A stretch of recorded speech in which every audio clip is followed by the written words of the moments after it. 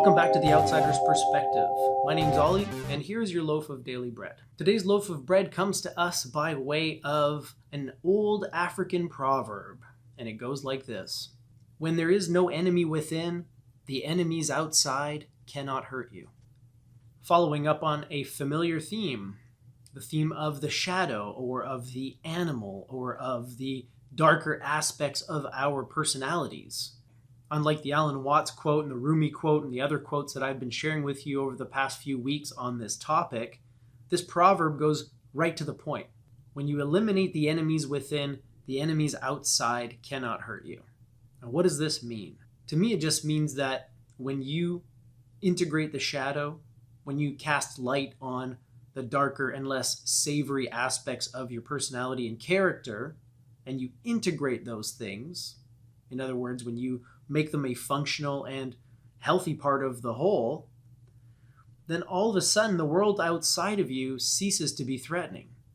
Whether it's enemies or disasters or misfortunes, those things cannot hurt you anymore because you realize that they never were hurting you in the first place. It was never the outside world. It was never the enemies outside of yourself that were hurting you. It was always the enemy within. The shadow, the ego, the mind that has no master, the mind that has usurped its master and hijacked the entire operation. That's the enemy. And when you make that enemy your friend, all of a sudden, the things that were threatening, the things that were scary, whether they were things or people, they lose their power over you. So go within. Find the enemy that's in there. Find the shadow, the animal, whatever you want to call it, the ego. Start chipping away at it. Start questioning what it tells you. Start arguing with it if you have to. Because by doing so, what you're doing is you're hijacking the very force that it is using against you. See, the mind produces thoughts without your consent, without your permission. And oftentimes these thoughts are not very helpful. Oftentimes these thoughts might trigger feelings of anger or anxiety or jealousy inside of you. By addressing those thoughts as soon as they come up, by questioning them and looking to undermine them, what you're doing is you're taking the power of the mind and turning it against itself. Whereas before automatic thoughts were popping up in your head, now you are deliberately channeling the force of your mind to destroy those thoughts, to question those thoughts, to cast the light of doubt on those thoughts. And this is a process that will pay dividends immediately. I've seen it recently.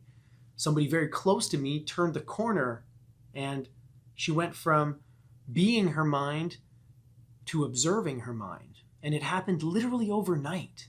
What followed was a pretty radical transformation. A transformation in her attitude, a transformation in the way she interacts with others, and more importantly, a transformation in the way she views and feels about herself. And this is an ongoing transformation, but it is fueled by her refusal to believe what the mind tells her. It doesn't mean that everything the mind tells you is wrong. It doesn't mean that it's all lies. It just means that you have to pay attention. You have to listen, because sometimes the mind is speaking with the voice of the enemy within. And when it does that, you have to immediately address it. That to me is how you take care of the enemy inside of you. That's how you integrate that force and make it an ally instead of a foe. And when you do that, you will see that the enemies out there can't do anything to you. So don't wait. Go within. Start listening. Start looking. And then start questioning what you hear and what you see. And after you do that, let me know how it goes, because I'm always curious to hear about your experiences and I'm always excited to hear about your breakthroughs. And these things happen all the time. Celebrate the wins, even if they seem minor to you, even if they seem trivial and unimportant, because those trivial and unimportant victories lead to the greatest triumph of all. Well, that's all the time I got for you today, my friends, but thank you for joining me, and I will catch you on the next edition of the Daily Bread. Until then, live well, my friends.